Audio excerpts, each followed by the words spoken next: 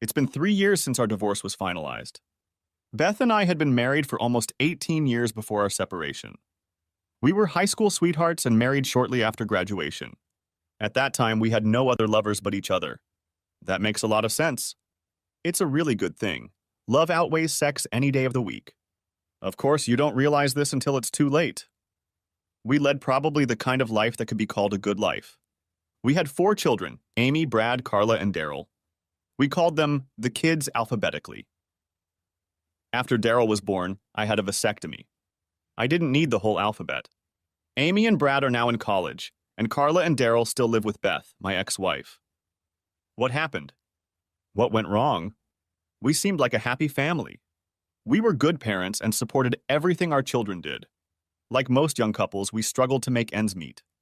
I worked in a factory and Beth started working at the local Wall Asterisk Mart as soon as the 2 older children went to school. The younger kids started daycare when one of us wasn't home to watch them. It wasn't the best job, but that's the way things are in today's society. I often wonder how my parents and grandparents managed to manage everything when women did not work. I don't know who to blame, society or materialism. We wanted a lot of things, and we wanted them too fast. Our love life started out fine, as it probably does for most young people. We did it all the time, day and night.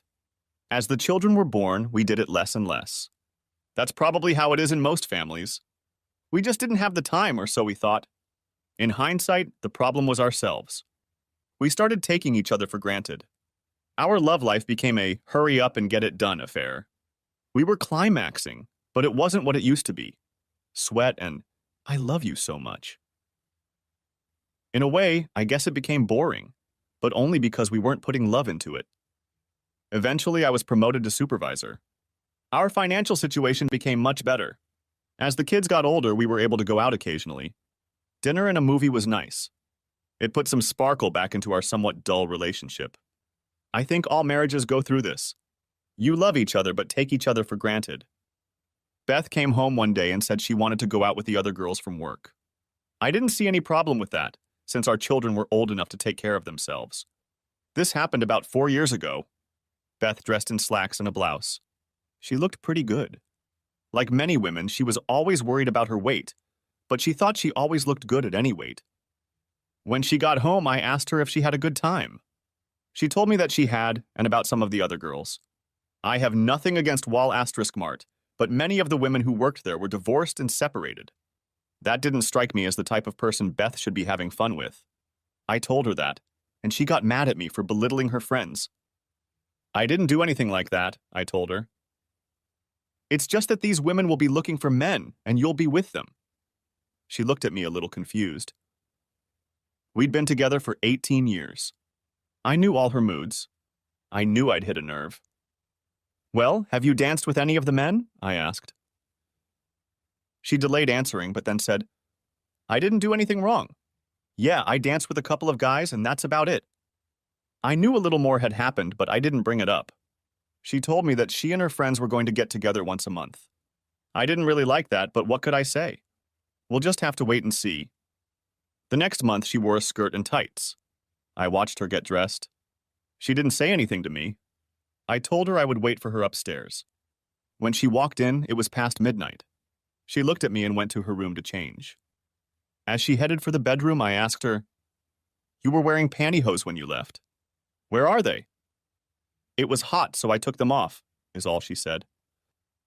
Beth, this is getting out of hand. We need to talk, I said.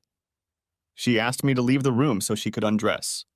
I told her that she had been undressing in front of me for 18 years, and I wanted to know what was so special about this night. I walked over to her and took her hand. It was something I had never done before. Please don't, Jerry. I'm begging you. Please don't. Well, I guess that answers the question of why there are no tights, doesn't it? Remarked I. I'm sorry, Jerry. It just happened. I was drinking at this party, and Joe kept telling me how beautiful I was, and then he kissed me and started touching me. I've never been with anyone but you, Jerry. Girls kept telling me how good Joe was, and I let it happen. You've had more than one man, haven't you? I asked. When Joe took me, I was lying on the bed, and then a couple other guys came in and took advantage of me too. They didn't take you. You let them all have you. Doesn't our marriage mean anything to you? Didn't you at least think of me or the children? Jerry, I'm sorry. It wasn't love like you and me. It was the best sex ever, and I loved it. Barb, one of the other girls, is married, and she told me that she and her husband like to change. I don't want to lose you, Jerry. Please go with me once and try it, she begged. I needed to think. My thoughts were scattering in different directions. I told her I didn't want to talk anymore. My mind didn't understand what had just happened. I told her we could talk the next day. That night I would sleep on the couch. In the morning, after the kids were gone, I got dressed and went to work. Beth was still asleep after a hard night's sleep. I couldn't take my mind off work, so I took the day off. I walked over to where Beth was working and approached her. She smiled at me. She was the cashier that day, and her friend Barb was sitting at the next register. I read the name on her name tag. Honey, why aren't you at work? Her friend Barb kept her eyes on me. I'm going to see Jeff, our lawyer, today. I'm going to get a divorce. I turned and walked out. Behind me, I heard Beth yelling at me to wait. She had a customer at the register and didn't know what to do. She must have been in a panic. I didn't wait, briskly walked out the door, got in my truck, and drove off. I immediately went to the house and packed up almost all of my clothes.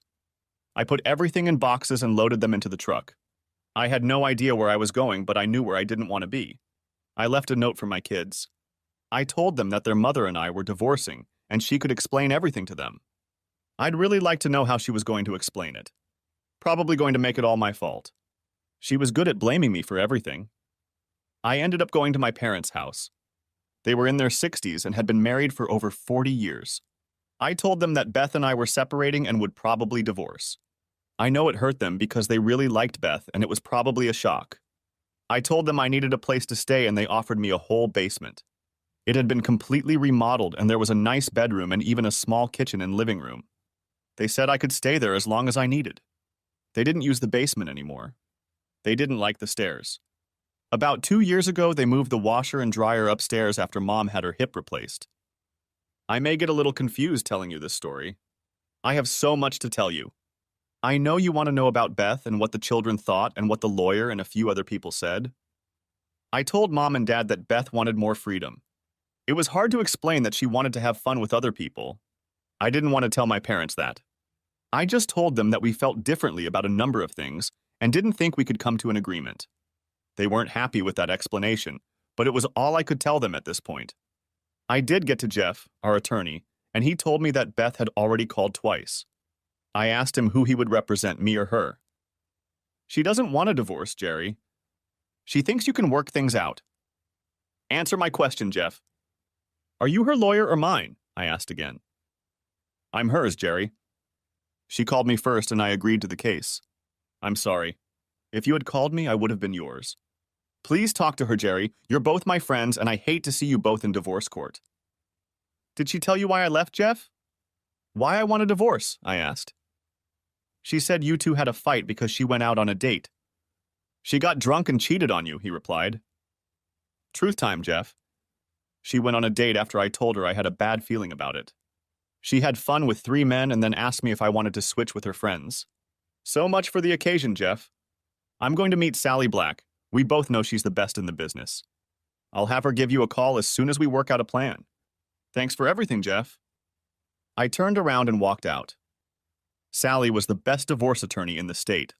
She was as intransigent as the rest of them. I knew several men who had gone up against her, and they had all been brought out in the open. I called Sally and she set up an appointment for me the next day. She asked me not to talk to Beth until our meeting. I asked her about the kids and she told me to have the parents call them and tell them we would talk in the next couple days. My parents called the kids and talked to Amy, our oldest. They told Amy that I would call them and talk to them in the next few days. They said that if any of the kids had an emergency, have them call them. They also said that I would be staying at their house. About 2 hours later, Beth called home. She told my dad that she needed to talk to me. I shook my head, refusing, and my father said that my lawyer had forbidden me from talking to her that day. I would call her after I met with my lawyer. I heard Dad say to Beth, Beth, I don't know what happened between you two, but you must have hurt Jerry terribly. I've never seen him like that. He talked some more and hung up. He looked at me and said, Beth said to tell you that she loves you and she shouldn't do that to your family. I was furious. I knew she was going to take it out on me and make it my fault. Mom wasn't in the room, so I told my dad the truth. I asked him not to tell Mom because it would crush her. She loved Beth. When he left the room, he had tears in his eyes. My father was a rather sentimental man. The next day, I went to work. The plant didn't allow me to take personal calls except for emergencies. I told the manager that I had filed for divorce and made sure that no calls from Beth were forwarded as emergencies. I was glad to be working. It helped me focus on something other than Beth. I met up with Sally after work. She was a beautiful lady, but mostly businesslike. "Jerry, what do you want to have happen here?" she asked. "Wow, I guess I'm not quite sure. You see, I love Beth. I love her very much, and I probably always will.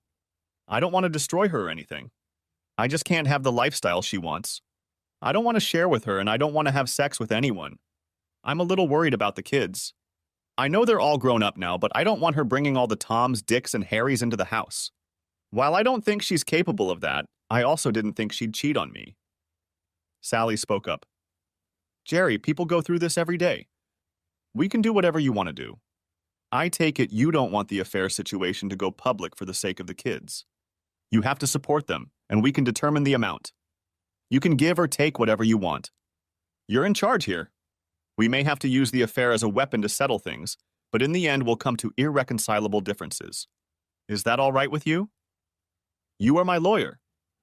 "I'll take your advice," I replied. "You're getting a pretty big paycheck right now.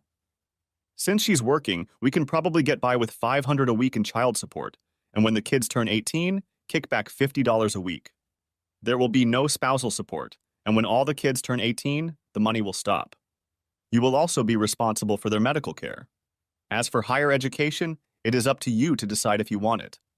You are not legally required to. Your oldest is 17 and your youngest is 12. So you will have to pay child support for the next 6 years. Are you okay with that, or do you want something else? What about our savings and my retirement package?" "All savings will be divided equally, as well as any bills in both your names. You have 2 cars, so each of you can have one. Your pension is exactly that, a pension. We won't let her touch it. The house and the furniture are the only things left. What would you like to do with them? Our house is worth about $200,000. We owe about $60,000, but my children live in it." "I don't know what to do," I said. "I have an idea I'd like to pitch to you. In many cases like yours, where you don't want revenge but there are children, I suggest that she be allowed to live in the house until the children are grown and out of it. Let's say at the age of 21. At that time, the house would be sold and the money divided equally, or one party could buy the house for half the value minus what is owed on it. She will be responsible for paying half the value of the house." There was so much to go through. Why wasn't I enough for her? 18 damn years wasted. I guess we can live with that. What if Beth or Jeff wants to fight back? I asked. Then we'll pull out the big guns and tell them about the fraud. I'm sure they don't want that. And if they do, then we'll ask for custody and to split everything in half, and of course no child support since she won't have any children. I took the next day off and Sally called Jeff and said she had a proposal for him and Beth and asked if they could come to her office at noon. Of course, Jeff didn't want to go to Sally's office, but agreed, knowing it was a win-win situation for him. Jeff and Beth showed up at the same time. I figured Jeff had told her to wait for him in the parking lot. We sat at the table, Sally and I on one side, Jeff and Beth on the other. Jeff spoke first. He knew Sally and wasn't happy to be on the opposite side. "It's good to see you again, Sally. I know how you work and like to get to the point. Before you make us an offer, Beth would like to talk to Jerry alone." "No," I said. "She told me everything tonight. I won't talk to her until after the papers are signed. Everyone here knows why I'm asking for a divorce." I looked directly at Beth. "If you are afraid of your private life being exposed, please listen to my offer. I consider it very generous." Sally said, "Well, that question has been answered. Mrs. Cohen, Jerry has made you a very fair offer." Sally handed a copy to Beth and a copy to Jeff. "He will cite irreconcilable differences as the reason for the divorce. As you can see, he has provided you with a decent income while your children live at home. The only point of contention is the house. I think Jerry was very fair in his offer here as well." Jeff spoke again. We need time to study this document and think about a possible counteroffer. Sally, I'll talk to Beth and get back to you in the next couple days. Jeff, just to be clear on this matter, there will be no counteroffer. If you refuse this offer, which I think would be very unreasonable, Mr. Cohen will file for adultery and claim custody of the children and the house. Beth lifted her head and cried. Sally was playing hard to get, and it hurt to see Beth crying. Beth grabbed the pen and asked where to sign without even reading it. That's when she cried for real. She was afraid of losing her children. Mrs. Cohen, please calm down, Sally replied. Jerry doesn't want to hurt you or the children. Please take a day or so, as Jeff suggested, and see if everything is satisfactory. We may have overlooked something. Forgive my threatening tone, but I wanted to make it clear that we are offering a very favorable arrangement. Jerry will make sure that you and your children are well taken care of. So please take this document and discuss it with your attorney and Jeff, and I will discuss it tomorrow. Sally handed Beth her box of tissues. Beth picked up a couple of tissues and looked at me while her tears subsided a little. Jerry, I really do love you no matter what you think. I was just hoping that some time would pass between us and we could be together again, but I can see that you've already made up your mind. No, Beth, you made the decision for me. You want the freedom to do what you want, and I'm giving it to you. The only thing I ask is that you keep your lovers away from my children, or I will take them away from you. That's a promise. Beth started crying again, hurrying out of the building. Jeff said goodbye and told Sally that he would probably see her tomorrow or the day after. Sally looked at me and said that it looked like I was going to win this case. I told her that there are no winners, only losers. I had lost the only woman I had ever loved, and my children were now living in a single-parent household. No, we didn't win. We just got a fair settlement. My daughter Amy took the younger two to my parents to see me. I was happy to see them. They kept asking questions, and I told them that their mom and I don't get along, don't agree on some important issues, and we're going to get divorced. I tried to explain to them that their mom and I will always be in their lives. We just won't be together. Daryl, I'll be at your games. I won't miss them. And Carla, when volleyball season starts, I'll be cheering for you in the stands. I will always be a part of your life. I hugged and kissed them all while they told me how much they loved me. I gave them my cell phone number, and of course they could always call me at Grandma's house. Brad showed up a little later. Dad, I have a question for you. Did you cheat on Mom? No, Brad, I would never cheat on your mother. Why are you asking me that? Jim, my high school buddy, and Travis, our neighbor, said their parents are divorced, and in both cases their father was caught cheating on their mother. I was hoping you hadn't done something like that. God, I love you, Dad, and I'm going to miss you. Brad, you won't miss me. I'm not leaving the country. I'll always be here for all of you kids. It's just going to take some time to get used to our situation. Chapter 2. Well, the divorce was finalized and I kept my promise to the kids. I went to most of their school events. At most of them I saw Beth. She was a good mom, and if she had anything to do, she kept it to herself. I would like to point out that Beth and I have always been on good terms. We got together for our children's birthdays and other special occasions. Our only agreement was that she was not to mention her personal life to me. We talked about kids, holidays, my parents. No topic was off limits except her personal life. A couple times she would start saying something about a male friend or something like that, and I would get up and leave. The agreement that Sally and I drew up, we all signed. I wasn't there when Beth came to sign it. Sally told me that Beth took it very hard. We argued with Jeff several times about what credit cards would be paid and by whom. I guess it was his way of saving face. I told Sally that if it came to a fight, I would pay. We canceled all of our credit cards and made new ones in different names. I talked to the kids regularly. They told me that their mom had come to terms with the fact that we were divorced and seemed to be a little happier. I asked them if she was seeing anyone, and they said no. She went out with her friends about once a month. I think I shuddered when I heard that. I never got to have a heart-to-heart talk with Beth. She wanted the freedom to explore everything, and I didn't think so. You can't marry someone and decide to find new fun things to do. That's the way I was raised. Like I said, my parents were married for over 40 years. Perhaps we got married too soon and she didn't have the chance to get what she seeks. I never explored the sexual realm either. I was happy with Beth. Going back a couple years, I'll note that I started dating again. I dated a few women from work. At my age, most of the women I dated were divorced. I made it a rule to never date married women, even if they were separated. I guess I felt it inside of me. I had sex with a few of these women. But it wasn't the same for me. I mean, it was okay, and I treated them with respect, but I was always thinking about Beth. Funny how you can't just brush it off and move on with your life. I tried, believe me, I really tried. All the women I dated didn't suit me.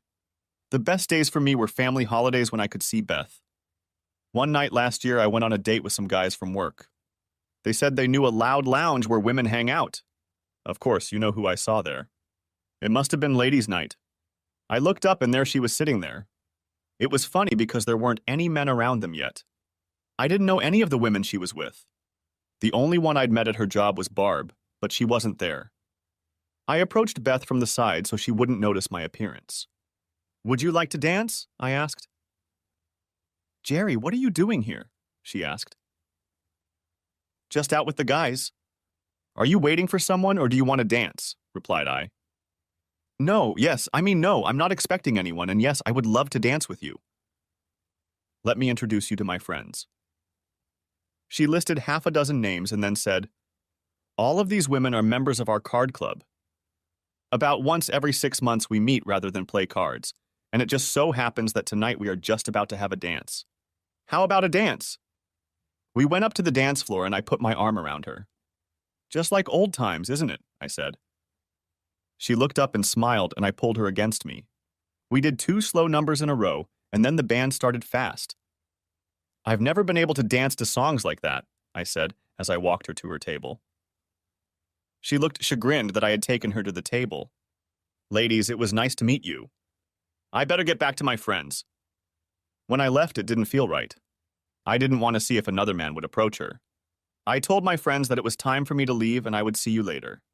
As I walked out the door, I turned around and saw Beth looking at me. The next day, I got a call from her. She said she was happy to see me out and she enjoyed being around me. She asked if I would help organize Amy's wedding reception. My oldest daughter was getting married. It seemed like just yesterday that I had held her in my arms. Now she was ready to start a life with her boyfriend. It was funny that Beth called the day after I saw her, because I knew Amy's wedding was still a year away. I told her I thought it was a little early since it was so far away. She said that reservations and such had to be made in advance. I suggested she call Amy and make arrangements with her. After all, it was her wedding. After they had put their ideas on paper, I would take care of the financial matters. She said that everything was fine and that she would call Amy and get started. I wanted Beth to know that one dance wasn't going to get us back together. I called her about a month later to ask how the plans were going. Carla picked up the phone and told me that Beth had gone out with friends. I was furious, but really had no right to be. We had been divorced for over 2.5 years. I asked Carla if her mom went out regularly, and she said about once a month. I called my buddy Pete and asked if he wanted to go to the lounge. He was also divorced and liked the ladies. We entered the hall, and it was full of people. I saw Beth sitting with a group of people, men and women. I decided to hell with her. I was going to find another woman to dance with. I saw a young girl, probably in her early 30s. She was dressed very sexy, wearing a miniskirt and no bra. Pete said, "Damn, that's great. Check out these girls sitting alone." The girls were sitting with other women dressed about the same. They were only a couple tables away from Beth and her friends. I was walking towards Beth's table when she noticed me. Her mouth dropped open and I walked past her table and headed towards the table with the sexy young chick. "Do you want to dance?" I asked her. "Sure, I like older men, especially handsome ones," she replied. I knew she'd said it loud enough for Beth to hear her. We stood up and I pulled her against me. I didn't hold her hand, but I wrapped my arms around her and pressed her breasts against me. "I'm Jerry and you're a very nice woman." I was dancing almost in front of Beth's table. "I'm Rachel and it's nice to meet you, Jerry." I held her close and tried not to look at Beth. The men at Beth's table were staring at Rachel's legs. I pulled up her skirt so they had something to look at. The next song was a fast song, but Rachel and I stayed on the floor and danced. I knew it turned Beth on, since I had never danced fast songs with her. Another slow one followed, and I grabbed Rachel and pulled her tightly against me. I slid my hands down once and squeezed her buns. She just smiled at me. At the end of the song, I walked her back to my table and told her that maybe we could dance again later. Rachel replied, "I'd love to." Pete had just returned to our table as well. He was dancing with one of the girls who was sitting at the same table as Rachel. I was sipping my drink and Pete looked up and said, "There's a pretty girl." He'd never met Beth, but she was the one who'd approached our table. "Will you dance with me?" she asked. I looked back at Pete as if she was talking to him. "Jerry, answer me." I stood up and said, "My pleasure." I looked at Pete and said, "Pete, meet Beth, my ex-wife." Pete's mouth dropped open as he remembered that he had just called her a broad. As we danced, Beth said, "What was that?" "She was all over you." "God, she would have had sex with you right there on the dance floor if you'd asked her to." "Isn't that why we got divorced?" "Did you want me to make love to other women so you could have other men?" I asked. "Jerry, please, you and I never talked about this." "I was wrong." "Look, Beth, you've come home and all you can say is I was wrong. Besides, we're not married now. When you were partying, you were my wife." "My wife, damn it!" Some guy approached Beth and me on the dance floor and asked Beth what she was doing. "You're supposed to be my date and you asked this guy to dance," he asked. I looked at the weasel and I said, "Back off, buddy. You're not getting anything from Beth today." I could see that this made Beth very uncomfortable. "What, are you her husband or something?" he asked.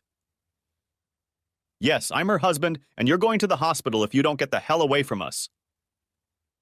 Beth started to speak, but I interrupted her. "Do you want to sit with me or go back to your boyfriend?" Beth was beyond furious, pulled away from me and went back to her table. I grabbed the creep's arm and told him that if he tried to have sex with her that night, I would hunt him down and hurt him. Then I let go of his arm, and he went back to his table. The two young mares we had danced with earlier came over and sat with us. We moved to a booth and started having fun with them. Those girls had come here that night for one purpose. The little blonde I was with asked if we were ready to leave. She said she was hot and horny. I asked her to do me a favor first. I pointed to Beth, who was sitting there looking angrily in our direction, and asked her to come over and tell that woman that she would get her wish this evening. The little blonde smiled, walked over, handed Beth my words, and walked back. Beth was furious and tried to stand up, but found herself sandwiched between other people. By the time she got up, we had already left. We actually had sex with these two hot chicks at Pete's apartment. In fact, during the night, we even changed partners. The sex was great, but after they left the next morning, I didn't feel complete. I knew what was wrong. There wasn't enough love. I turned my phone off, and when I turned it back on, I had 10 messages from Beth. She was freaking out. She called me every name she could think of. In one of the messages, she said that I had ruined her evening, which pleased me. It was about 9 in the morning when I called her. She picked up and I asked if she had calmed down. She started ranting again, talking about what a bastard I was and how much I had hurt her. Then suddenly she stopped. "How does it feel, Beth? To know that the one you love is having fun with someone else? That's the life you've chosen? You sleep with whoever you want, and I'll sleep with whoever I want. To hell with love." As I hung up the phone, I heard her crying. I didn't hear from her for several weeks. Then one day she called. "Jerry, can we talk?" "I mean, about everything." "I know it's going to hurt you, because seeing you with that slut hurt me, and I know what I did was much worse." "Beth, it's over. Go on with your life and have fun with whoever you want." "I don't care anymore. I just wanted you to feel what it's like." "Jerry, I haven't had sex with a man in 2.5 years. The last time was a month after you left me. It wasn't going well, and there was no love. I realized men just use me like a whore. I'm not a whore, Jerry.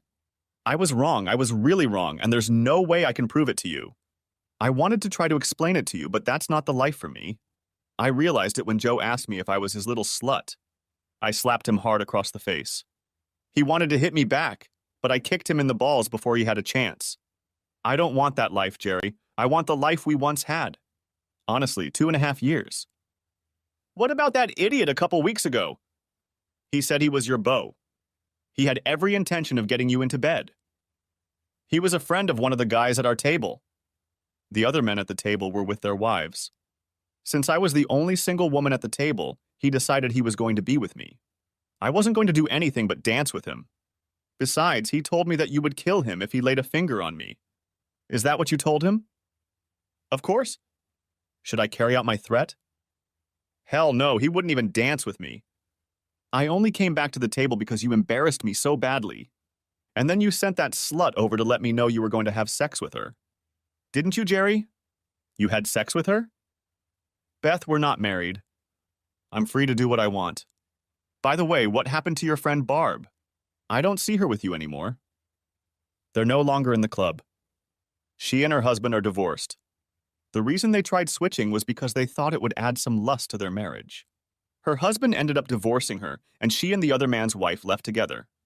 2 other marriages burned down. I thought it was strange that she mentioned the club. She said she hadn't gone there in years. I decided to change the subject. How are Amy's wedding plans coming along? You haven't told me anything about them, and now the wedding is only a few months away, I asked. I know you're aware of all the plans. Amy has talked to you a dozen times.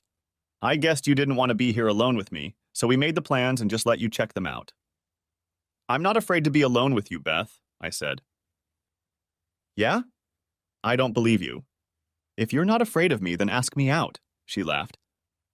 I don't think that's a good idea, Beth. It might give the wrong impression. People might think we're back together, I replied. I knew you were afraid. You still love me as much as I love you.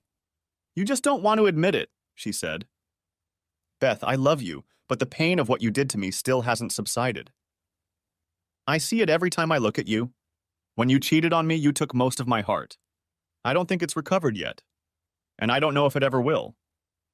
God, I'm so sorry, but there's nothing I can do. Nothing? Jerry, I'm the one who ruined our marriage. I lost the only man I ever loved. I also live with guilt on a daily basis. I think about killing myself every now and then, but the children will have to live with that. I've done enough damage to them. I had hoped that one day, maybe we would be together again. I didn't know what to think anymore. I had never spoken to her, and now I was hearing this. God, my mind was in turmoil. I wanted her. I loved her. I hated what she had done to me and to our marriage. What if she continued with her thoughts? Maybe she's blaming me? I had to know more before I believed her. I knew I couldn't live with it if she killed herself. I thought I knew her well enough to know if she was lying to me, but now I didn't know. I had to find out for sure, but how? We all have thoughts like that from time to time. Thank God we don't follow through on them. I had to tell her something, but what? Beth, I'm starving! Would you like to join me at Red Lobster for lunch? We could discuss what to get Amy for her wedding. For the next 30 seconds, all I heard was crying. Then a tiny voice said, My pleasure. Beth, you have to realize this isn't for sex. It's lunch and a little talk about Amy's wedding. I understand, she smiled almost inaudibly. I picked her up and she was standing on the porch waiting. God, she was beautiful. Dressed in a beautiful dress that showed off her wide legs. I stopped and she almost jogged to the car. She got in the car and just smiled. We talked about general things, avoiding the heavy stuff. She told me she'd bought a dress for the wedding. She said I'd better get my measurements for a tuxedo. I knew I would have to wear it, but I don't think any of the guys are looking forward to it. Without hesitation, I asked Beth if she would go with me to see how I looked in it. I hadn't worn it since our wedding almost 22 years ago. She looked surprised, and so did I. It just came out. I was so used to asking her opinion when we were married. Yes, I'd love to go with you. Just let me know when. I struggled to pull myself together and said that next Saturday would be fine. I would have to watch myself. I could get into trouble here. We were seated at a table and we both ordered iced tea. We always ordered the same thing. We had so much in common. Beth, I need to ask you something, but I really need to know the truth. I promise that after your answer, we will never discuss this subject again. Have you seriously talked about killing yourself? She looked at me with tears in her eyes. Don't worry, I won't cry. I've cried enough in the last 3 years. To answer your question, I will say that I have. I told you that I went on a date once after you dumped me. I know it sounds really stupid, but I did it to get back at you. Revenge against me. I don't understand. I was confused and felt abandoned by you. I know it wasn't your fault in any way, but I couldn't think rationally at that moment. So I went out again to get even with you. I didn't like it at all, and then I got up to leave, and he called me his whore. I slapped him and kicked him and came home in tears. The kids had already gone to bed, and I felt like my life was over. I went into the house, got a whole vial of sleeping pills, and was about to take them when Carla asked if she could sleep with me. She said she needed me. I cried as I held the sleeping girl in my arms. Then I prayed to Almighty God for help. A calmness came over me, and I decided that my children needed me, and maybe you will see the change in my life and want me back. Tears came to my eyes. Luckily, our entrees arrived, and we changed the subject and started eating. Afterwards, I asked her if she wanted to go to a movie. We found a good comedy so we could both laugh. I drove her home, and she asked if I wanted to come over. I said no, I had a lot to think about, and before I got out of the car, she leaned over and kissed me. I didn't stop her. She felt so good, like she belonged there. I love you, Jerry, just remember that.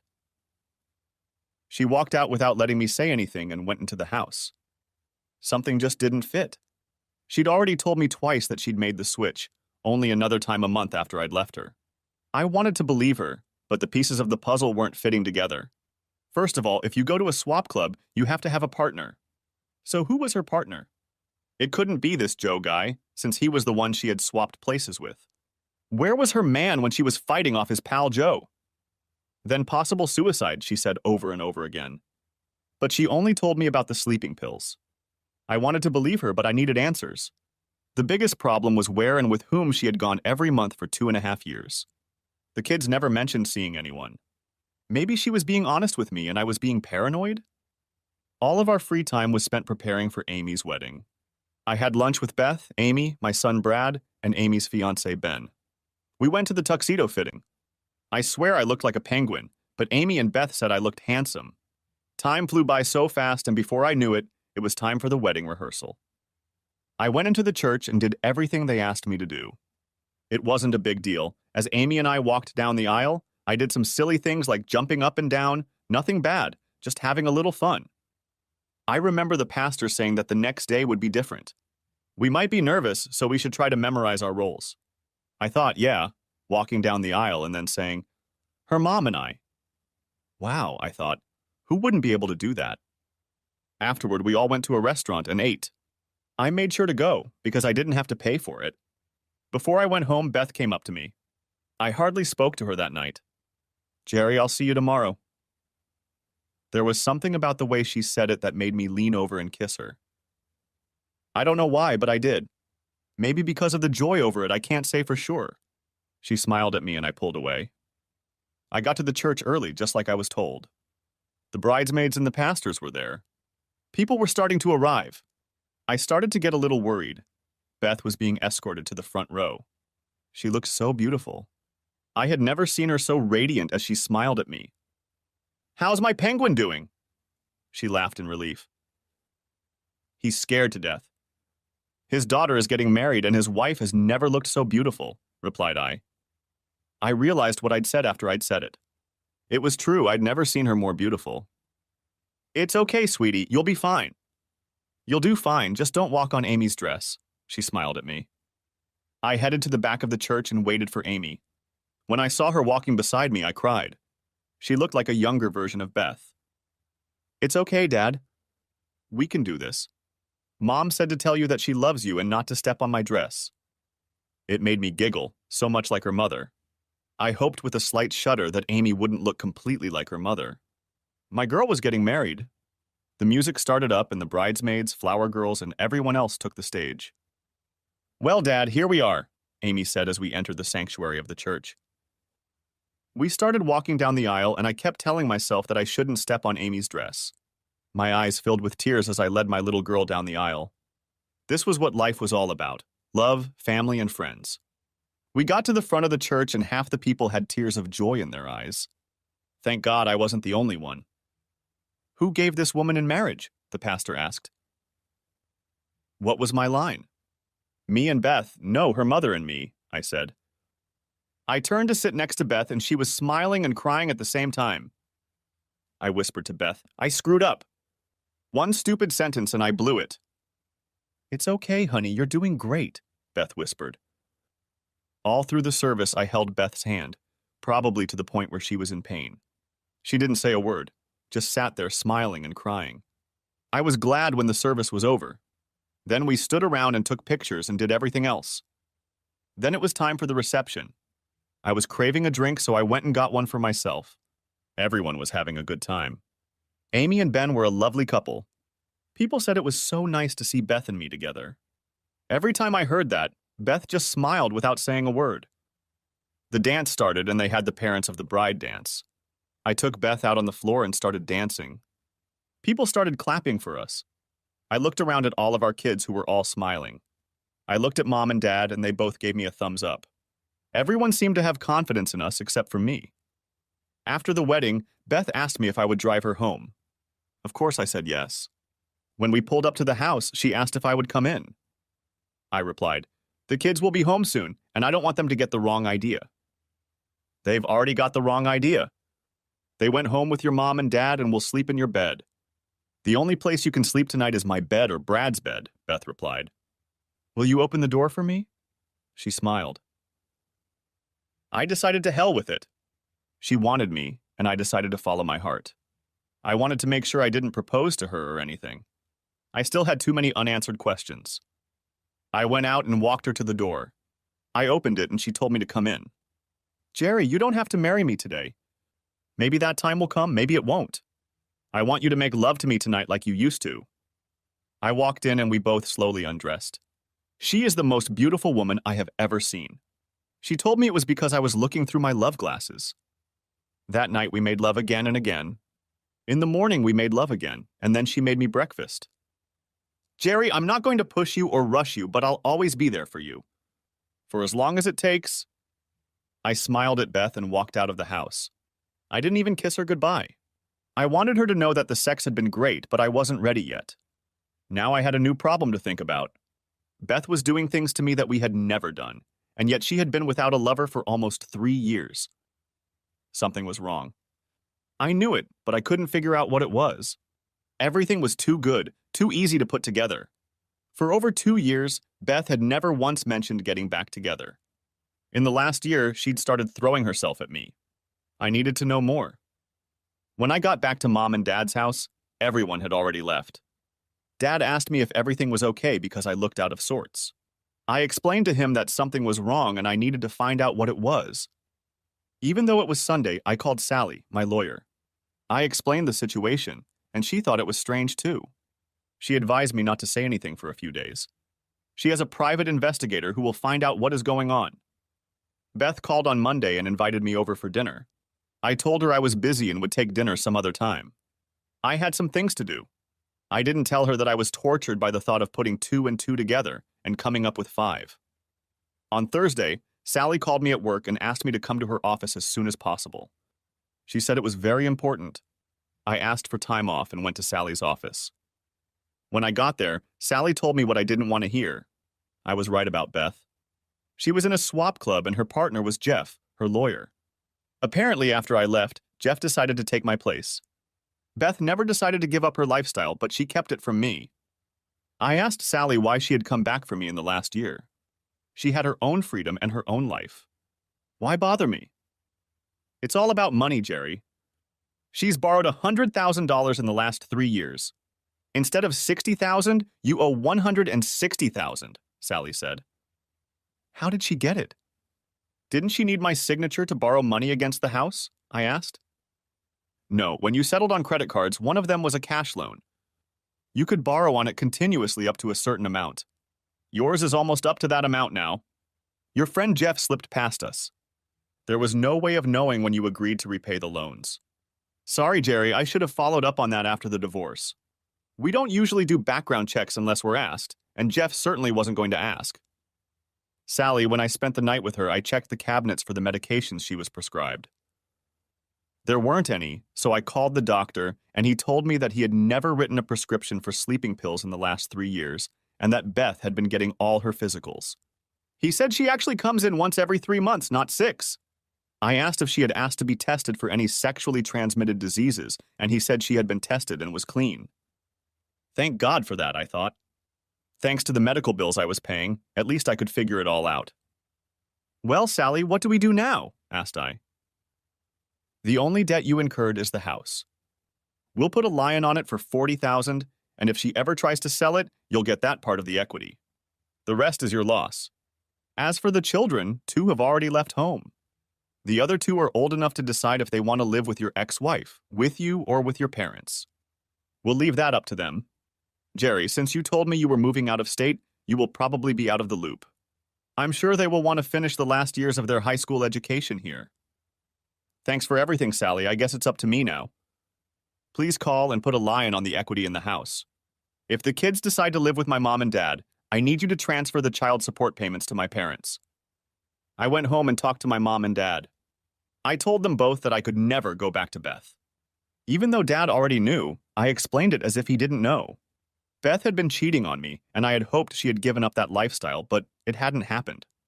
If she had been honest with me, we could have worked things out. I knew my parents were deeply hurt, but they needed to know the truth. I stopped by Beth's house while she was at work. I told the kids the truth right away.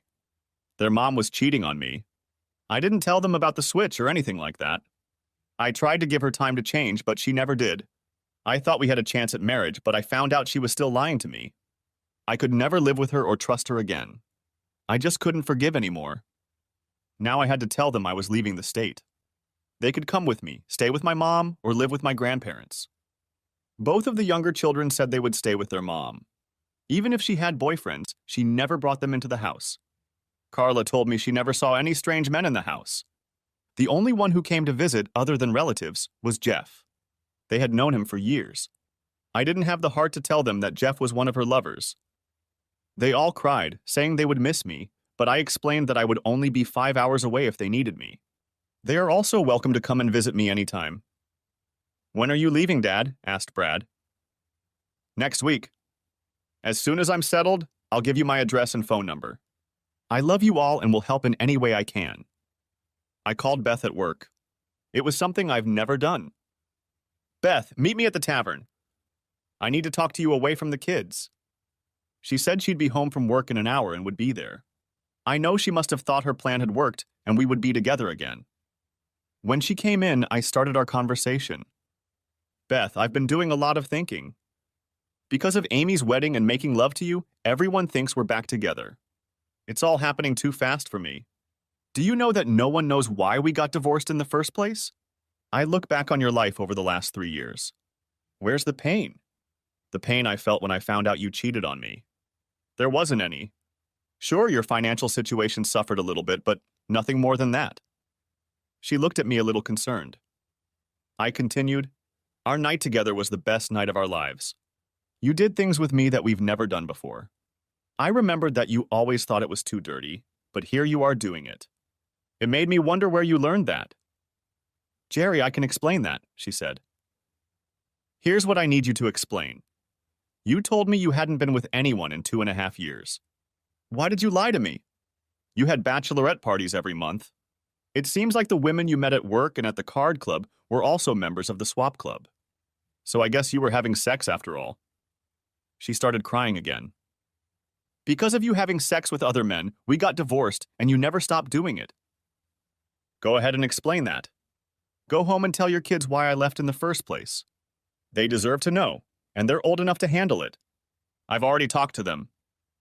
Geez, Jerry, you didn't tell them about me, did you? She asked. It's always about you, isn't it, Beth? Never about your kids or me. I told them you were having an affair and cheating on me. Jerry, I'm so sorry. You left me, and what could I do? I'm a woman, and I need to be loved. You don't need love. What I did last night was love. You need unlimited sex partners. Did you think I'd never find out? How the hell do you think I'm stupid? I thought, what if we got married and then I caught you cheating on me again? And then it hit me. Your lover Jeff is behind this setup. Jeff? How did you find out about Jeff? Oh God, what have I done? What have you done? You've ruined many lives, including your own.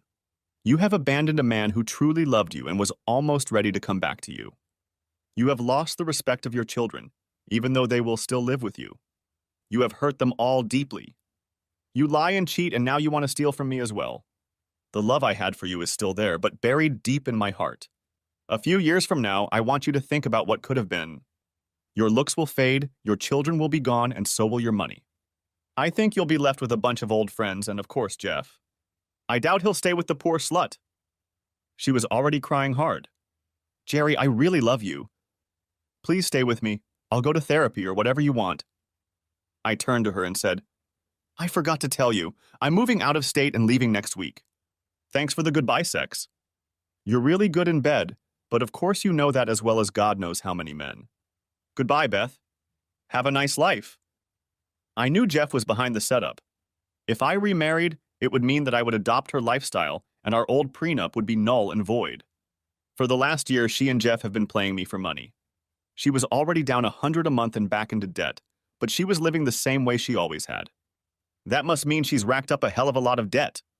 What a stupid woman. Epilogue. I finally got to move on with my life. It hurt for a while, but I put it all behind me. Did I love Beth? Of course I did, but her transgressions were too serious. A few years passed and I met someone. She was a few years younger than me, beautiful, articulate, and fun. She told me she was divorced. She had 2 children who were barely out of their teens. When I asked her what caused the divorce, she said, a cheating husband. He wanted the so-called good life, you know, the include other people style. That wasn't for me. I'm a woman of the same type. I also have to think about what's best for my children. I told him to find a woman who thinks the same way, but that wasn't me. We dated for about a year and I asked her to marry me. She looked up at me and asked what the marriage vows meant to me. To love, honor, and obey until death do us part.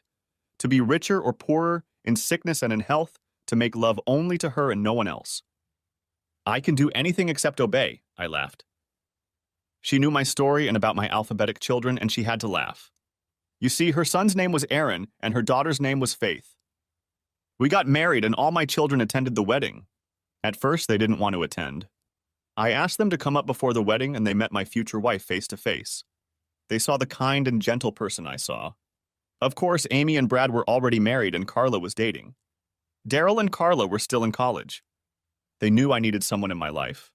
Mom and Dad came to the wedding, too. They, too, had fallen in love with my bride-to-be. They knew my life was getting back on track.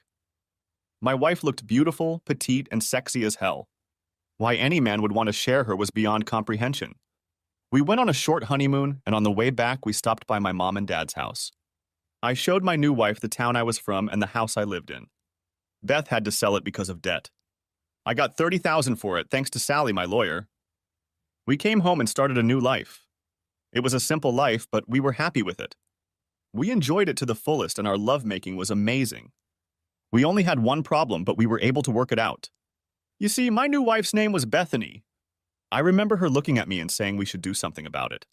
She didn't want me to call her Beth, so we decided to call her Sweetie. She told me that she didn't care what anyone else called her, but she didn't want to hear anything out of my mouth other than the word Sweetie. I remember asking if I could call her Sweetie sometimes. She smiled and replied, "That will be good too. When we make love, you can call me anything but Beth," she laughed. I don't know what Beth is doing. I cut her out of my life. The kids see her and say she lives in the apartment alone. They said she seems to be doing well.